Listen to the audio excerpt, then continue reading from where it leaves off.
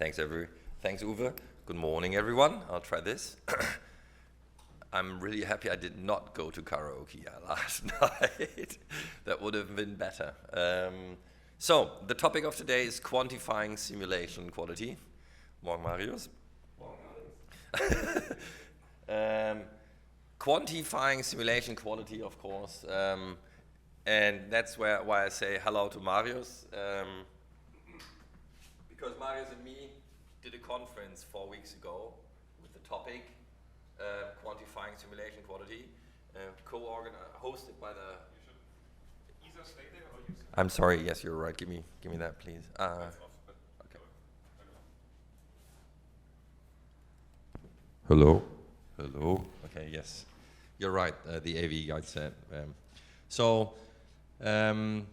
We've been doing this for a couple of years. ASAM is a standards body that tries to make standards for automotive, and we decided really it's time to get the community together and start the P2020 of simulation quality. If you're not familiar with P2020, don't worry, I'll get to that in a second. So we were quite happy. We had 50 experts from all over the world.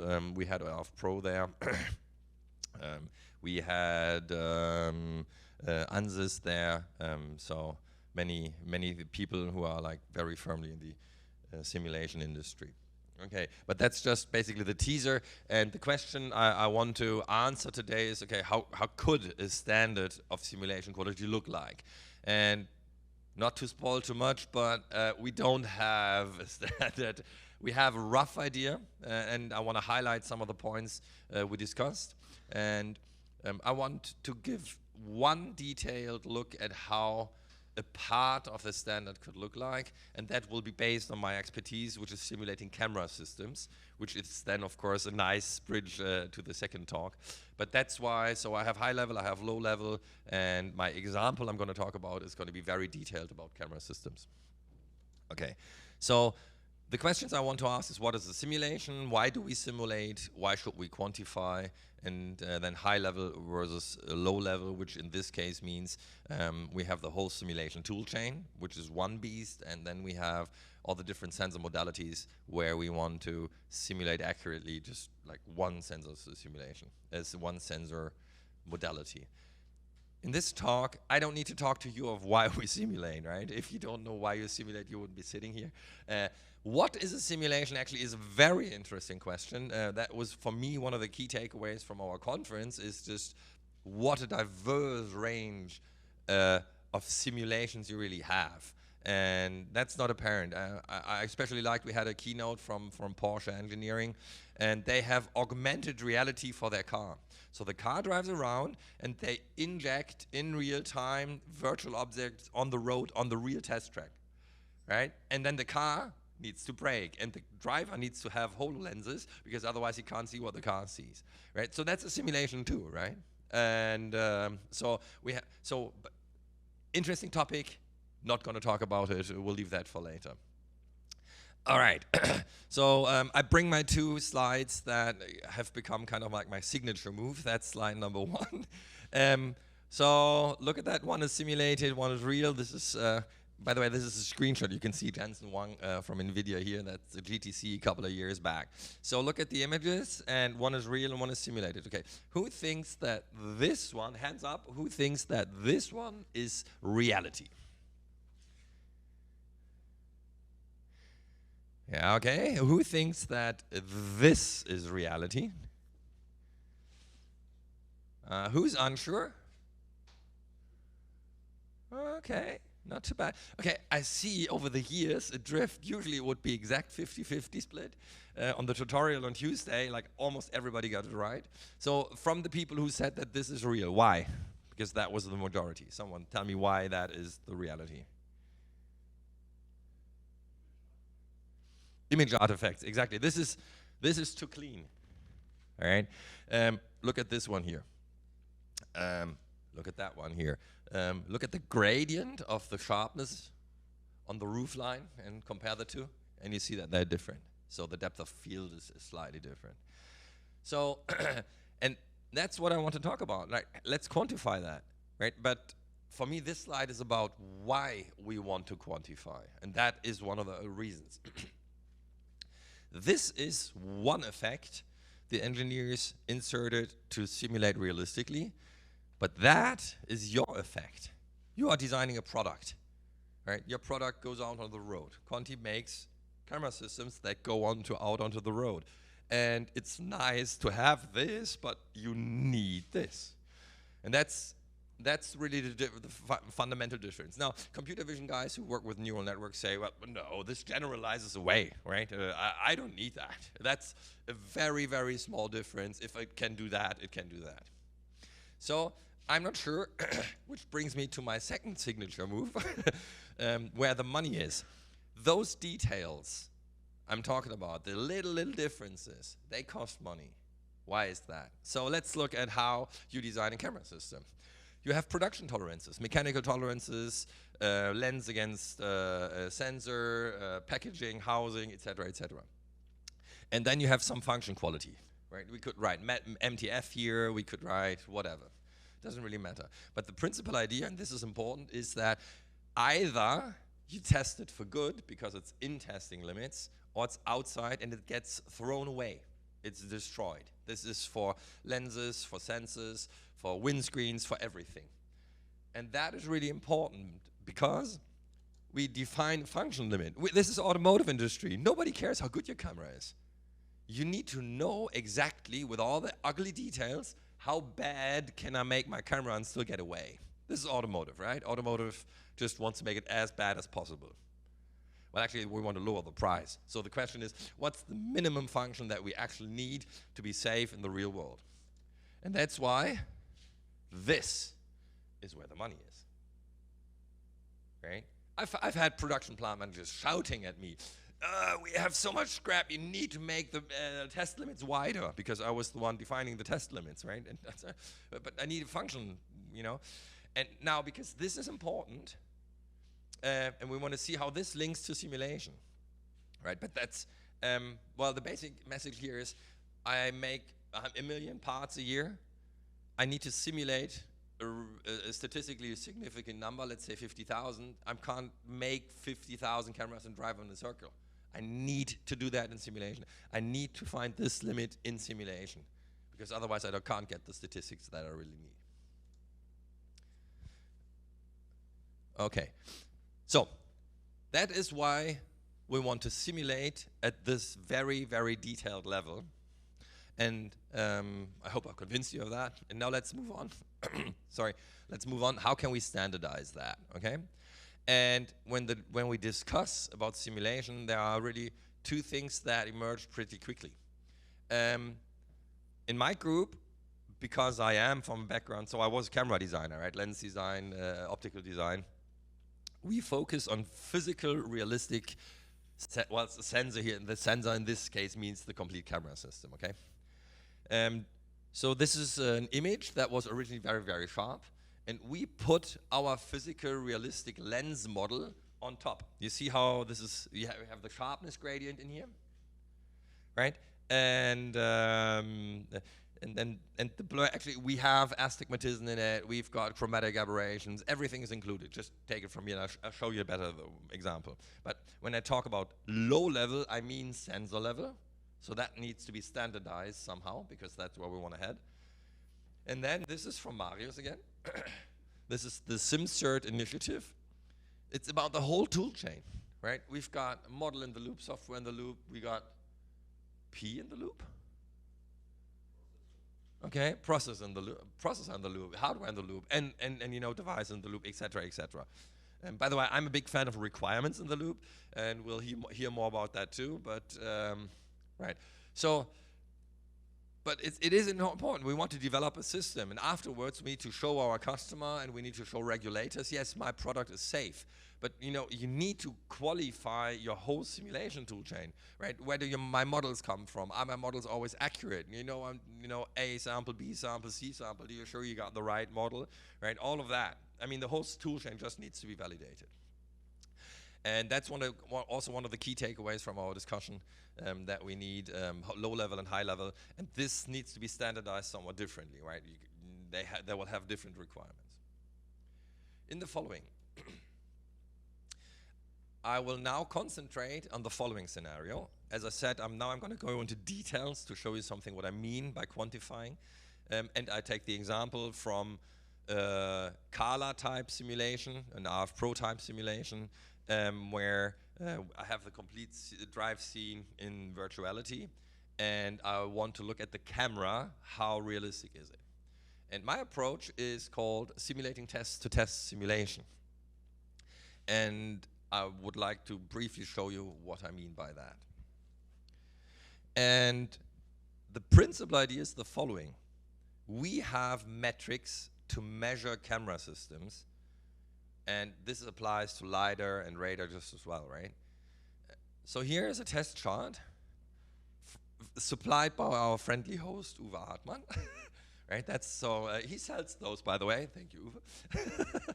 And what we have is we got the, well, we didn't get the original vector graphics, but, you know, their colleagues, we took the vector graphics, we rasterized it to the size that we need, like we calculated physically, you know, we're gonna pixel size, etc. And then we put our blur model in simulation on top.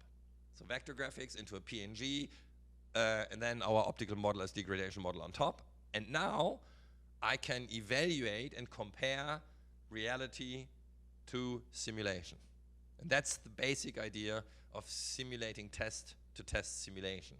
Why should we invent novel metrics and KPIs for simulation quality when we already have all the KPIs from reality we can just directly use? All we need is that process, and we need a way to write it down so that it gets standardized so we can exchange data. And now, just because I'm good in time, right? Okay. Just because I really like our model we've developed in my group, I'd like to show off a little bit because I don't think you'll get this anywhere. So this is an end-of-line test for a camera manufacturer. And what we have done is we've taken the end-of-line test and we put our model on top. And let's zoom in on the details a little bit. You know, you can already see a little bit the astigmatism here, right here, right? But let's zoom in because there's something I'm really quite a bit proud of. So first, this is a standard test chart. You have two spatial frequencies, high frequency, low frequency. You have two different orientation, radial and tangential. I mean, radial and tangential. And you have a slanted edge in the middle for the full frequency range as well. Importantly, with our optical model, which is based on a real lens, we have done a focus study.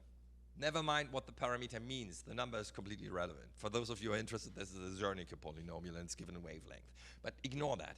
What we did is a study where we moved the sensor in virtuality a little bit back and forth to the actual focal plane. So we wanted to look at the defocus that happens when the camera gets like temperature defocus or whatever. And now, look at that. Our optical model includes astigmatism. Right here, extremely. Astigmatism, for those of you who are not familiar with the optics, means blur that is sharp, that is blurry in one direction and sharp in the other direction. And you can see that you have a good contrast here, right? And at the same time, those that have the same size, they are blurred. You can see the chromatic gradient, right, over this field. That means we also include all the chromatic aberrations. In other words, and because this is based on Zernike polynomials, like fundamental optics, we can simulate realistic. And the cool thing is you can see that if you go to minus defocus, you have a completely different blur than when you go to plus defocus. And you can see that the astigmatism has almost turned around. You still have a little bit of chromatic aberrations, etc., etc. And this is what happens in a real lens. So, and our lens model came from ZMAX, okay? So from Optics Studio, we just got the PSFs from that one. And that's what I mean. And now I'm saying, oh, look, I'm so proud of my team. We have done such a cool optical model. But how good is it in comparison to reality? And now using simulating test to test simulation, I can actually tell the people how well our system is performing our model. All right? Okay. So that's the lens model, and then this is actually a drive scene from RF Pro, where I just want to give you another example of simulating test. We inserted a slanted edge to see how well RF Pro's texturing works. Right? This is in between. This is not really the camera, so the sensor level as before, but this is more in direction of toolchain already. But the idea is still the same. Use the metrics to qualify your simulation landscape. And then the car is sitting here, and we designed it so large that basically that almost fills the complete field of view, so we can get a spatial analysis of that. So that was a bachelor thesis, actually. And so this is Uwe's lab. I had students drive over because it's fortunately not so far from us. And so this is the final goal when I say simulating test-to-test simulation, right? Wouldn't it be great if you could buy this in a CAD file for your simulation software with everything?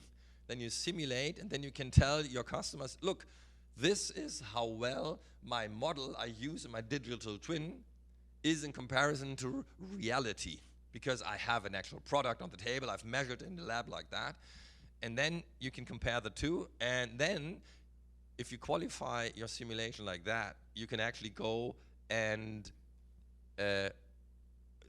talk to regulators and say, look, I've done everything well, and now I can use simulation to set up 50,000 camera systems and actually then degrade image data sets and then link that to AI performance. You know, then I can put a traffic sign recognition algorithm on the image database, but I've varied the optical quality, and I can actually find that function limit where the money is. So that's the idea. And you can see I've put like all the parameters in there. And now let's start to think a little bit about how a standard would look like, right? Of course, you'd have to define then that in numbers. And right, so that's the idea of simulating test-to-test simulation. And when we think in the direction of standard, let's talk a little bit about the metrics. So, and there's one thing my work with the physical realistic sensor model has also brought out. So this is the last aspect, the content aspect. Usually we have image quality level. This is P2020, right? I think I have a little, yeah. So this is P2020, right? We've got MTF. We do not have CDP, so sorry, older slide.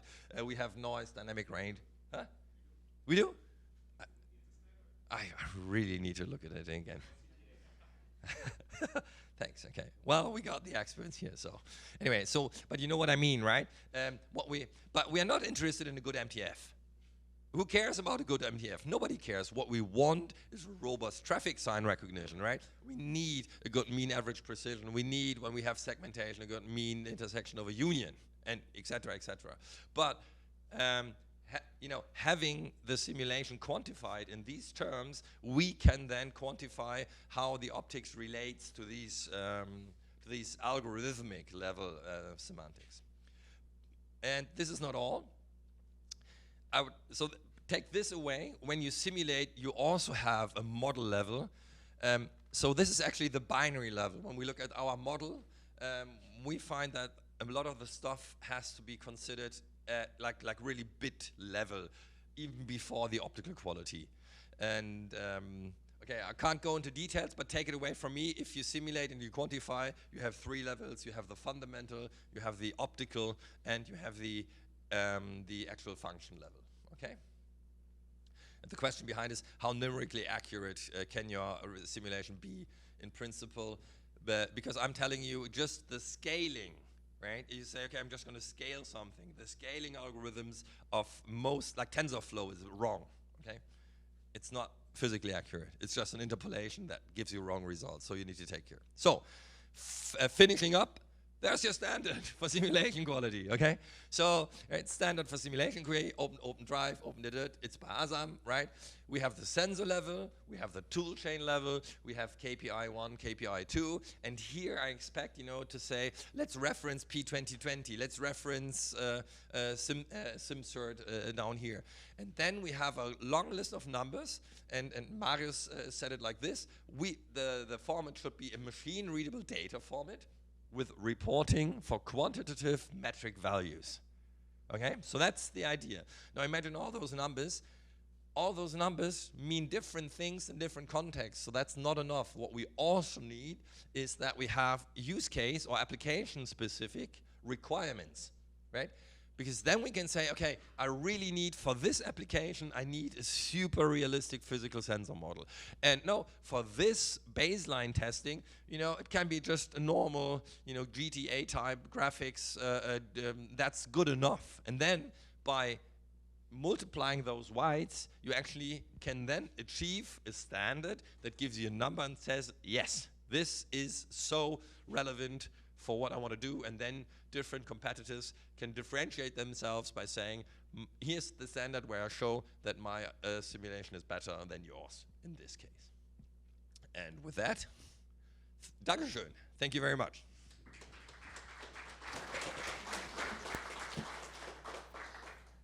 Thanks, Alexander. So yeah, we have time for questions.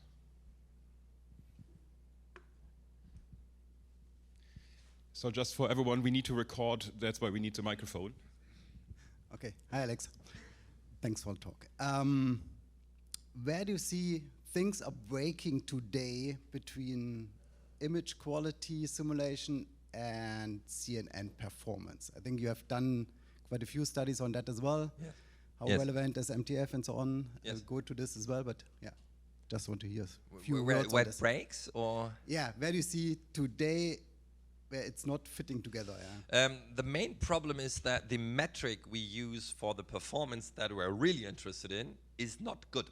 It's a moving target, right? Because suppose you have an algorithm engineer who's responsible for the traffic sign recognition, right? And then you do all the work and you link the optical quality to the performance, and then you say, yeah, you've got this. And then the guy says, well, okay, I'm just going to take that into consideration. I'm going to redo I retrain my algorithm, and suddenly you have a completely different metric.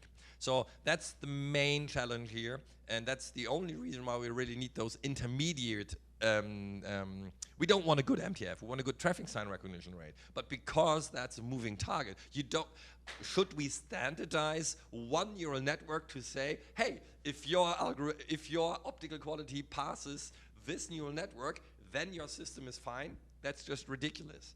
And that's the real breaking point. And that's why we need MTF is not a good metric for AI performance. I have a talk and a paper out, right? Read it up online. MTF as performance indicator, not hot, right? We need to find something else. I have a PhD working on that. But that's, I think, the most important point here. Okay. Thank you, Alex. Obviously, you know what I'm going to ask about. Where do you put the windshield or the glass, protective glass in front of the... Well, that's easy. You know what your windshield looks like, and you create a numerical model on ray tracing, on Z-buffering, I don't care. And then you include your windshield model in the simulation toolchain, and then you qualify it using simulating test-to-test simulation. So because that's important. A lot of the astigmatism comes from the windshield because of Yes. the inclination. Polarization, anyone? So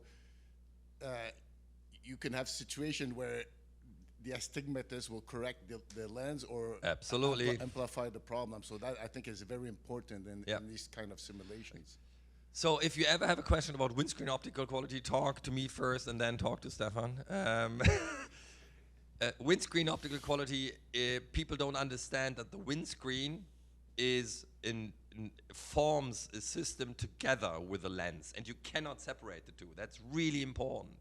So the camera you will put into simulation will be relevant for how the windscreen affects us. This is what Stefan just said. And I just take this away for windscreen simulation. If you need to combine it, which makes it really hard to quantify windscreen. Okay, so let's thank the speaker.